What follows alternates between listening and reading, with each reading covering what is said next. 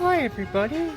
Well, this time I'm going to be doing a wild edibles video, and I've just been seeing on the internet about a wild coffee alternative called Sow Thistle, and there is plenty growing in my garden, and it's a weed that often grows, so I'm going to gather some.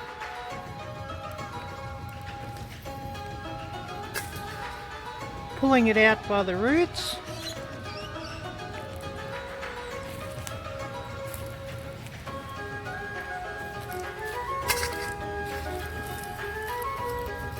And that's rather a large one. So I'm going to gather a heap of this, and then I'll be back to show you the next step.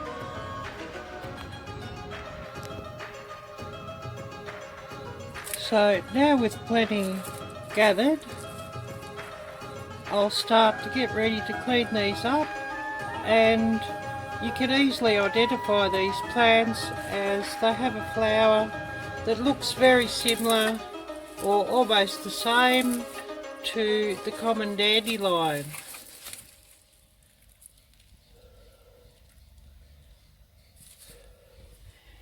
So I'll get set up to clean these up, and I'll show you how I do this. So now I'll start processing these plants and identifying them. And today's shout out goes to a family outdoors. Shawn, I love your channel and it's awesome. And I haven't had a chance yet to do my cook-off outdoors, but I'm going to give you a shout out for this one today anyway.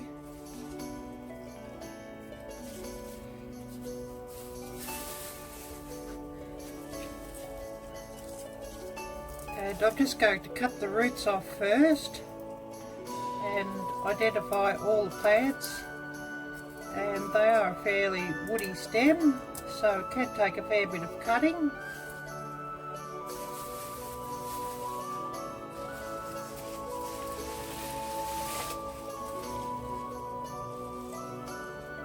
And this is a different plant, I'm not sure what it is, so I'm just going to discard it for now.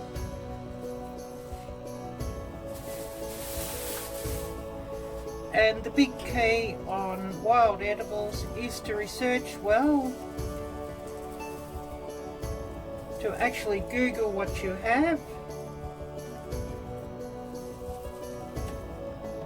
and to double check, and don't just take my word for it, but research really well.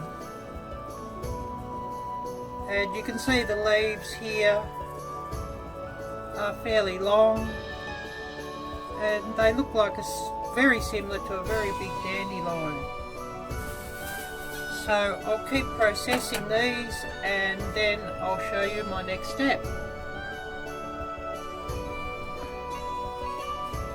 So now with this little lot processed down, I'm just going to pull off some of the cruddy, mucky parts and discard them and any unwanted leaves. And there is a lot of dirt on these, so I'm really going to have to wash them well, and I'll actually give them a bit of a soak also. So pulling everything out that's not wanted, I'm just going to get some warm water to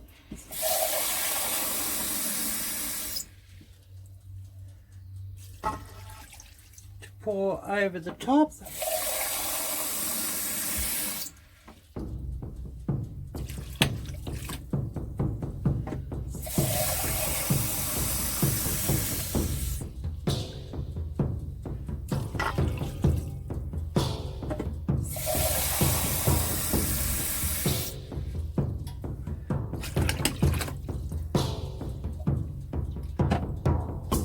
And I'll give it just a bit of a swish around. And now I'll let all this little lot soak for 10 or so minutes before before I clean them up further. So now, having given them a good wash, a soak, and then I actually rubbed them between my hands like this under running water. So I'll just give them a final wash.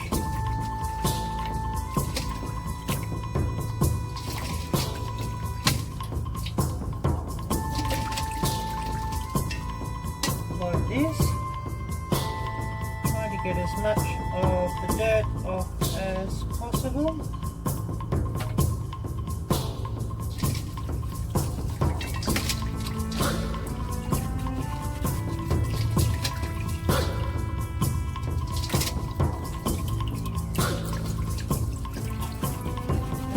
Rubbing them between my hands like this.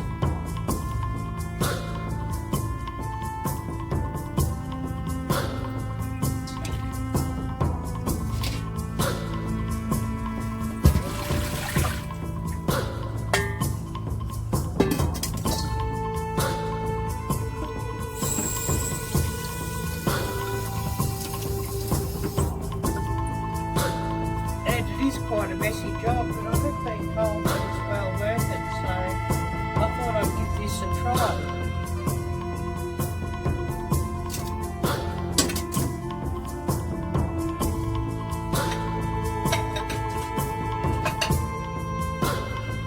So I'm just going to grab a bowl to place these into.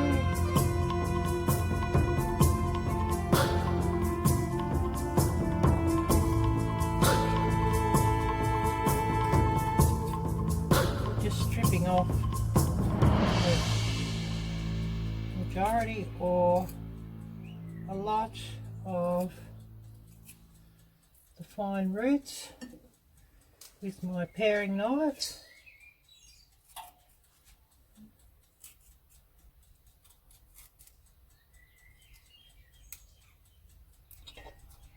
And I hope you can see what I'm doing, but it's a bit hard and fiddly. I'll continue on with this and then I'll show you what I do next.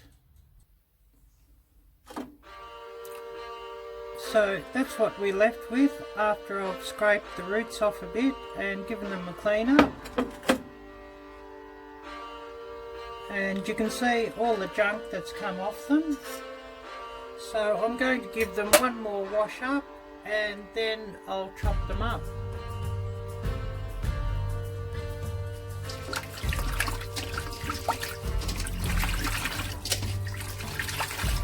So taking my bowl of water and giving them a good swish around.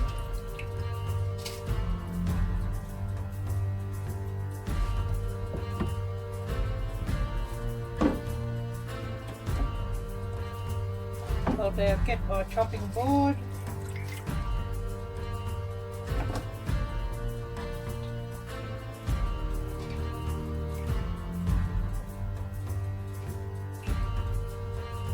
And place them all on there to be cut up.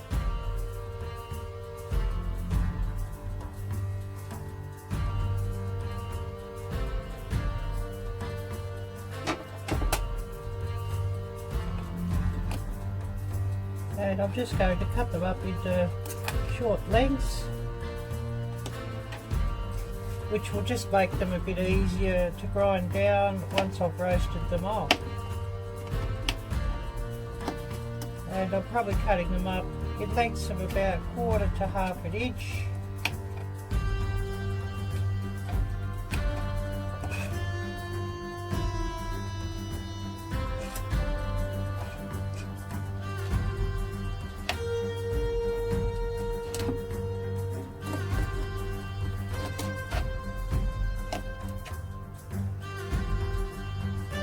If I see any horrible bits, I'll pull that out as I'm cutting. And a lot of these stabs are fairly woody, so they can be difficult to slice.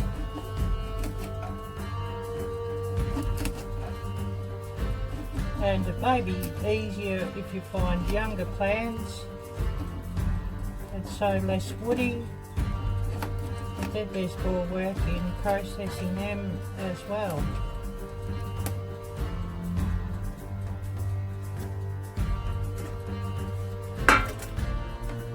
So with them cut down,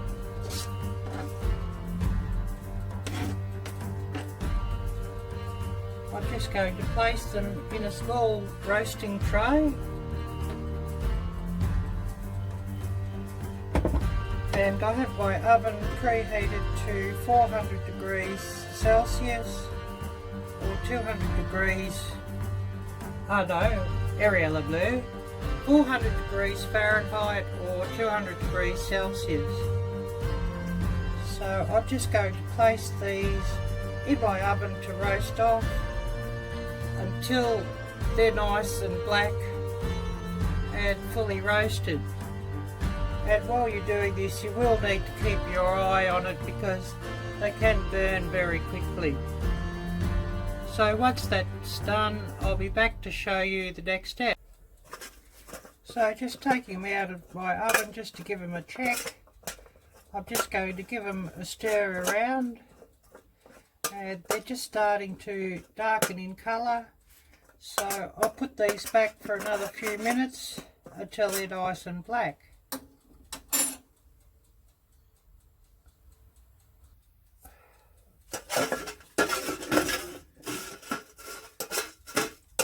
So these are now starting to blacken up a bit, and you do really need to watch these towards the end of your roasting process, and it is smelling a little bit like coffee. And now I'll just grind these down in my mortar and pestle. So I'll grind them right down, and then I'll be back to show you what I do next.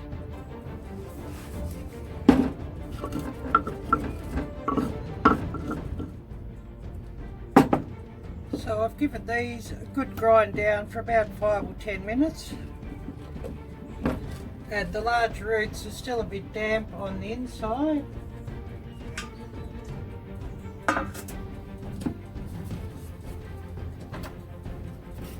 So I'm just going to scrape all this lot out.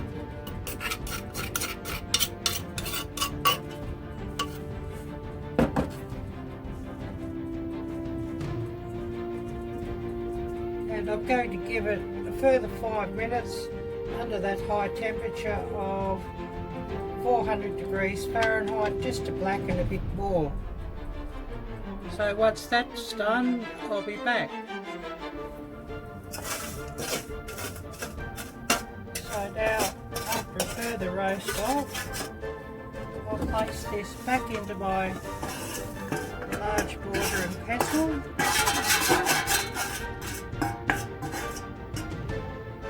And if you've got a spice grinder, that would work especially well.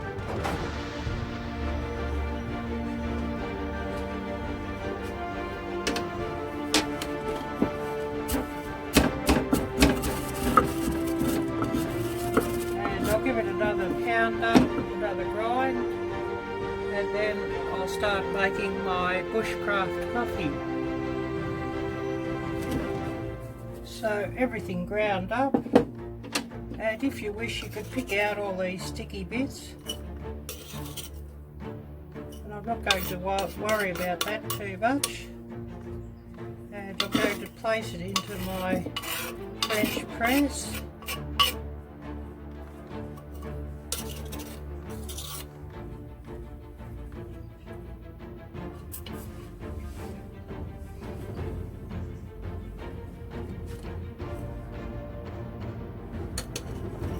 Getting all the powder, and at a guess I'd say there's probably enough for 1 cup of coffee.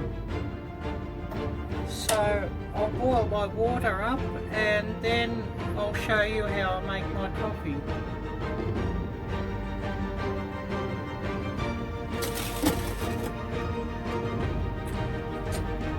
Okay, so with my water now boiling,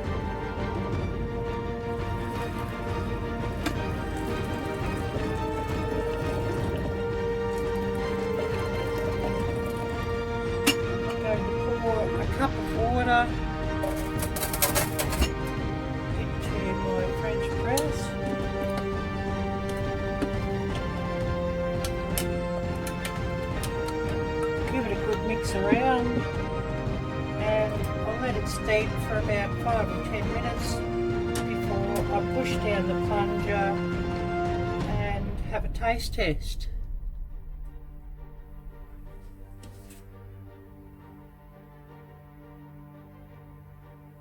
So I've now let this brew for about 5 minutes. So I'm just going to push down the plunger. And if you're still all here, I'll ask you all to please check out a Family Outdoors channel. Shawn has a great channel and well worth watching.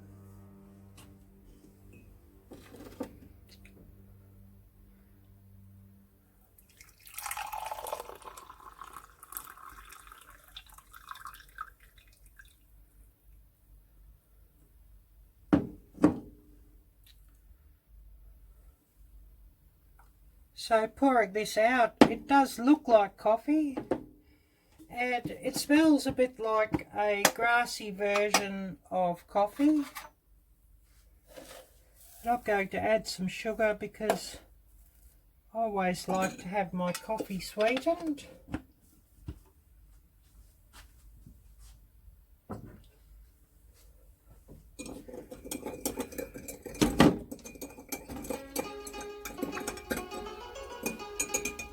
Mixing that through really well.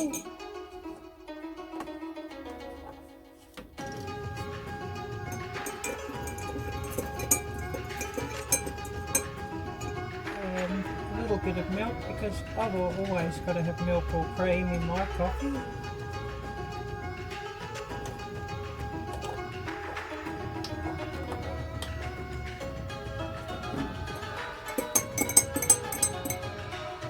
Does look like coffee.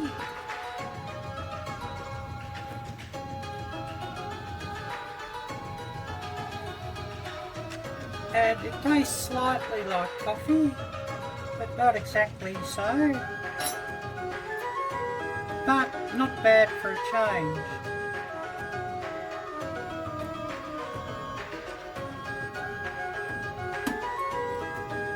And I guess it's probably a bit bitterer than coffee, with a slight grassy sort of aftertaste.